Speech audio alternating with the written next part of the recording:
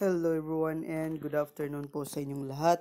Ayan, so today, andito na naman po tayo sa ating Zuko Cloud Mining Investment. And as of today, get on na po natin yung ating account guys.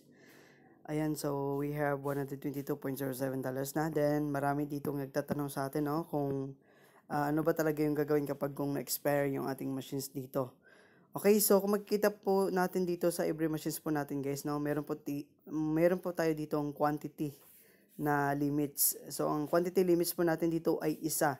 So, ibig sabihin, kung na-avail po natin yung $10 na yan, then, nag-expire na po yan. Ibig sabihin, hindi na po natin siya ma-purchase after na expiration niya. So, proceed po tayo sa next na machines na pwede nating bilhin.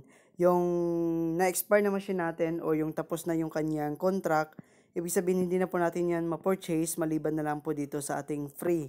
Okay, yung free po natin is unlimited po yan sa quantity limits niya. Yun lang po yung tingnan ninyo guys.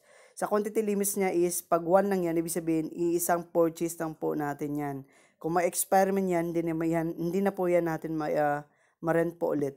So, ganito po yung mga machines natin guys, no? So, halos lahat ay may limits dito na isa. Maliban na lang po dito sa ating 5,500 ng quantity limits na is 100 ang quantity limits niya. Kagaya nitong 361, yung quantity limits na is, okay, ang quantity limits na is 100.